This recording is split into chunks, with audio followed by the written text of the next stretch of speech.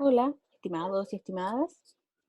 Según las listas de cotejo que nos hicieron llegar respecto al dossier número 1, quedó alguna duda respecto a la teoría de la generación espontánea. ¿De qué es el tema de que trata este video? Que le explico nuevamente a continuación.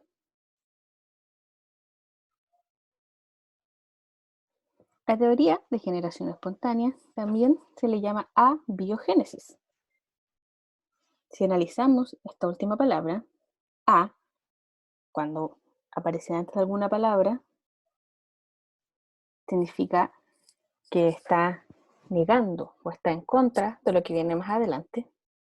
Bio viene de la palabra griega vida y génesis es el comienzo de algo, el inicio. Entonces, biogénesis se entiende como una teoría que está en contra o avalando este inicio de la vida. Es una antigua teoría que sostenía que podía surgir vida compleja. Estamos hablando de animales o vegetales, organismos pluricelulares, más complejos, más completos, con más de algún sistema, y que estos aparecen de forma espontánea, de un momento para otro, pero a partir de materia inerte, que es materia muerta, que no tiene vida, o sea, no de otras células. Y todo comenzó con Aristóteles.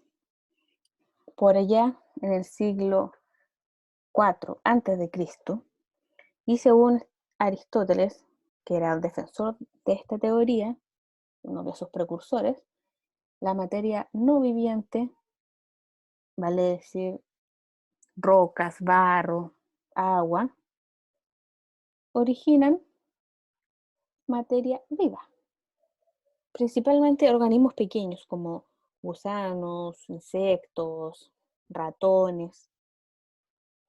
¿Qué evidencias tenía Aristóteles y los demás científicos que lo apoyaban? Observación.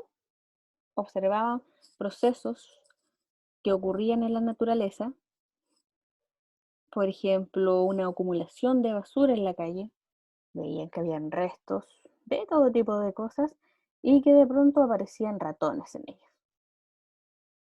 Explicación, entonces, para Aristóteles, a partir de esa materia muerta o inerte, se generaba vida como la de los ratones o cucarachas que pudieran andar sobre ella. Repito, entonces su evidencia era observación y formular una hipótesis, que es una respuesta para esto. En este tiempo podemos encontrar un poco disparatada la explicación de Aristóteles y de la generación espontánea, pero piensen la cantidad de años atrás que fue esto, donde poco se conocía de ciencia, del método científico, y además que esta teoría era propuesta por Aristóteles, que era ampliamente conocido, filósofo, sabio, también naturista, y su opinión o sus ideas prevalecían, que tenía una reputación. Recordemos entonces que según el método científico comienza todo con un problema, una situación que debemos darle explicación. En este caso, cómo se generaba a la vida, cómo se originaba. Estaba este problema, luego la observación, luego de lo que se pudiera observar, anotar, formular una hipótesis, que es una posible explicación. Ahora esa hipótesis tenía que ser puesta a prueba a través de un análisis o un experimento y con el resultado de este experimento llegar a conclusiones para poder aceptar o refutar esta hipótesis o explicación de un comienzo. Esto es lo que hoy en día se sigue para poder dar explicación a la naturaleza, a tantos fenómenos científicos. Y en comparación con lo que se podía haber hecho Aristóteles en su momento, que fue solo una observación, y formular una hipótesis con los conocimientos que ya se sabía. Entonces, se salta toda la parte de análisis y de conclusiones. Según entonces la teoría de generación espontánea o abiogénesis, se habla de un principio activo. Esto era una cualidad que tenían todos los objetos, toda la materia inerte, y este, sumado con unas condiciones adecuadas, podían generar vida. O sea, un principio activo, algo que tenía internamente, algo desconocido, que tenían los objetos, más ciertas condiciones adecuadas, agua, temperatura, ambiente, generaban una nueva vida. Veamos ejemplos. Por ejemplo, un huevo. Un huevo era un objeto inerte, según esta teoría y según Aristóteles, y que tenía un principio activo en su interior. No me refiero al pollo en su interior, sino algo químico que podía tener y que bajo ciertas condiciones adecuadas, que en este caso sería el calor del nido más la mamá gallina que lo empolla, generaba la vida que resultaba en un pollo. La carne, aunque ya fuera un animal muerto, desechada, podrida, seguía teniendo este principio activo que bajo ciertas condiciones, bajo ciertas temperaturas, también generaba una nueva vida que era las moscas. Que después, más adelante, cuando ya era más avanzado el estado de putrefacción, las moscas lo rodeaban, supuestamente estas nacían a partir de la carne podrida. Así con otros alimentos que podían generar pequeños gusanos, pequeñas larvas, moscas, mosquitos. Todos estos animales pequeños se generaban gracias a este principio activo que había en la comida. Después ya comenzaron a dar otro tipo de ejemplos que en su tiempo fueron aceptados a pesar de que hoy en día nos parezcan absurdos. Por ejemplo, un tronco que cayera a la orilla de un río tiene este principio activo. Aunque ya el tronco estuviera sin raíz y fuera una planta muerta, conserva este principio activo y bajo ciertas condiciones adecuadas, que en este caso humedad, puede hacer que se transforme. Entonces, este tronco se iría descomponiendo, ablandando, mezclando con agua y tierra hasta formar barro y disolverse, y luego poder transformarse, por ejemplo, en un cocodrilo bajo las condiciones de temperatura o de alimento posibles. Llegó tan lejos esta teoría de generación espontánea que incluso se comenzaron a realizar ciertas recetas de cómo crear seres vivos. Por ejemplo, otros científicos hablaban de al mezclar ropa vieja o ropa sucia, que era materia inerte, seguía conservando este principio activo, y si se mezclaba esta ropa sucia con trigo, pasado 21 días iban a generar una nueva vida que eran los ratones. Claro, los científicos no observaban el momento en que los ratones llegaban y colonizaban este montón de ropa y de basura, y solo veían que había ropa o mezclada con otras basuras, y que si le mezclaban trigo, pasado 21 días iban a nacer ratones dentro de ella. Recuerden que estábamos hablando de Aristóteles y del año 4 a.C., o del siglo IV. Años después, ya cerca de 1600, apareció un nuevo científico llamado Francesco Redi, científico francés, que decía que no era posible que la vida no naciera de nada o de algo más bien que no tiene vida, para lo cual generó el siguiente experimento sencillo. Contó con 3 frascos, dentro de los cuales puso un trozo de carne. Uno de los frascos, frasco número 1, era el frasco de control. Siempre en un experimento debe haber un control, que es donde se deja el experimento en condiciones naturales. Este frasco 1 era sin tapa, sin sello, sin nada, solo el frasco y dentro de él un trozo de carne. En el frasco número 2, un frasco sellado con un corcho, de modo que no pudiera entrar nada a él. Y en el frasco número 3 es un frasco tapado con una gasa. Pasaron los días y observó que en el frasco número 1 aparecían larvas, pequeñas larvas blancas y también moscas. Y moscas entraban y salían del frasco. Uno, del frasco número 2, que estaba completamente sellado, donde no podía entrar ni salir nada, estaba intacto el trozo de carne. Y en el frasco número 3, que tenía una gasa, sobre la gasa habían pequeños huevos de mosca y también larvas de mosca. Conclusiones entonces de Francesco Redi: de los huevos salen gusanos, o en este caso son larvas. Lo observó en el frasco número 1. Los gusanos se transforman en moscas. Observación número 3. Las moscas son las que ponen los huevos. En el frasco número 3, entonces, seguía el olor a carne. Las moscas llegaban a este olor e intentaban poner sus huevos.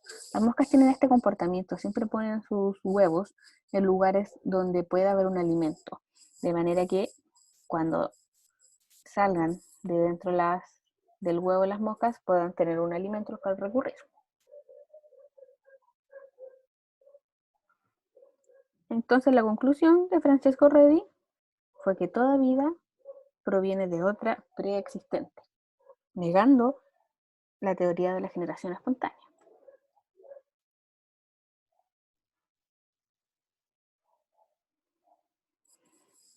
Este experimento lo realizó cerca del año 1668.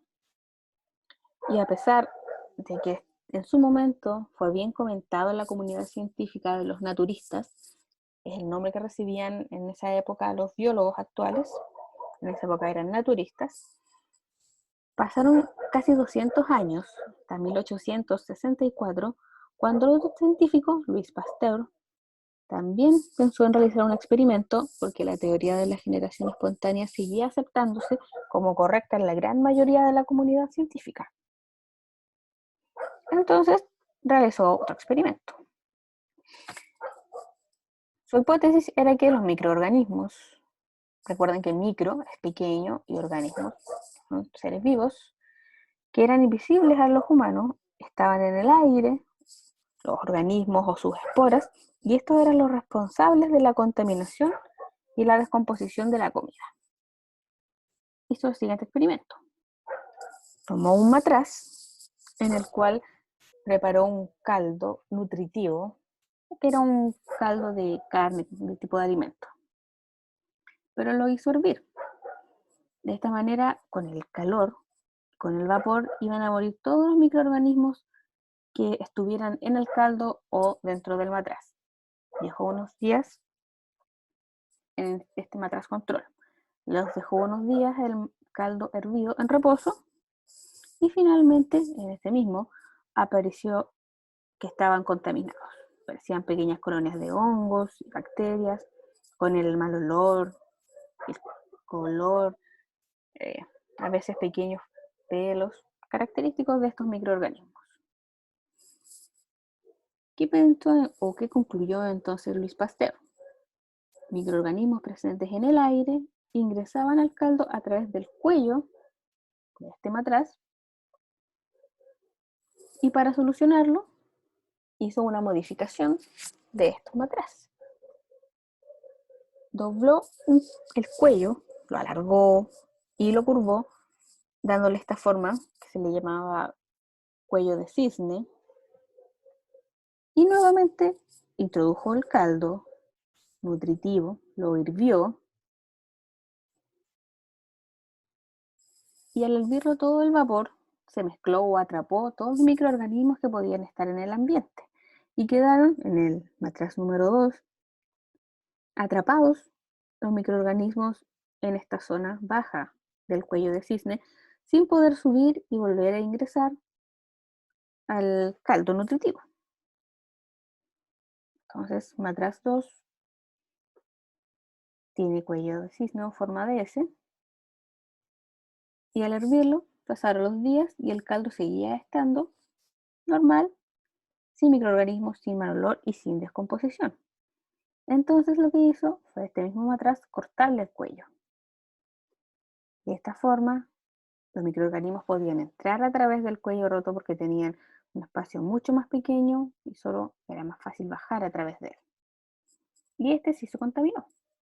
Conclusiones de Pasteur: el aire podía ingresar al matraz, pero no los microorganismos porque quedaban atrapados en el cuello de cisne o S. Pero al cortar el cuello, el líquido se contaminaba ya que los organismos tenían acceso nuevamente a él.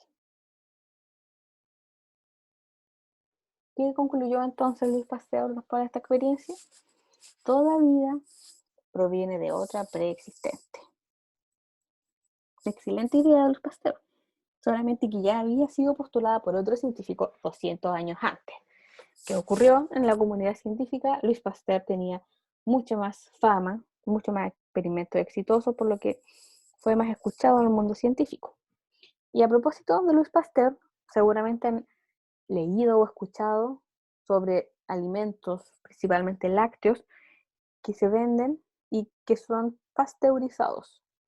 Este proceso tiene su nombre en honor a Luis Pasteur y es un proceso donde pasan gran cantidad de alimentos envasados para que puedan ser conservados sin descomponerse, y es hervir o mantener a cierta temperatura los alimentos, a veces sin que se cosan, pero de manera que los microorganismos en ellos puedan morir.